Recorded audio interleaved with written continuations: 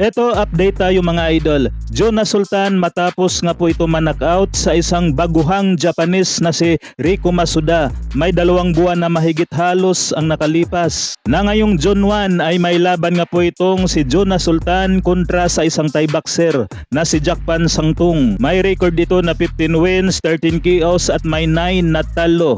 Habang may 19 wins, 11 KOs at may 7 na talo si Sultan. Siguro naman mga idol ay kayang-kaya na po ito talunin ng ating pambato na si Jonas Sultan. Paglalabanan nga po ng dalawa ang bakanting WBC Asia Bantamweight title at gaganapin ang kanilang bakbakan sa Pasay City. Sa ngayon nga po ay may edad na 32 itong ating pambato na si Jonas Sultan. Sana mapalaban pa ito sa isang titulong pangdaigdigan at malay naman natin mga idol baka maging world champion pa itong si Jonas Sultan bago lumipas ang kanyang prime. Naniniwala nga po ako na may galing naman itong si Jonas Sultan mga idol. Sadyang inaalat nga lang pagdating sa titulong pangdaigdigan, samantala dating 2 division world champion na si Luis Pantera Nere. Dinalaw nga po ito ng kanyang manager na si Sean Gibbon sa bansang Mexico. Mukhang handang-handa na nga po itong si Luis Pantera Nere sa kanilang paparating na salpukan ni Naoya Inoue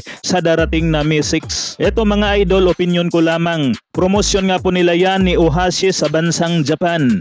Kumbaga mga idol, ang kampo ni Naoya Inoue ang magbibigay ng premyo o pasahod dito kay Luis Nere. Kaya alam na nga po ng karamihan kung ano ang kalalabasan sa bakbakan na yan. Samantala, Cuadro Alas Casimero, nagpost nga po ito mga idol. Pinasilip niya sa atin ang kanyang paghahanda. Sa ngayon ay panay ensayo nga po itong si Cuadro Alas at palaging kumakain ng karne. Yan ang masarap dyan mga idol.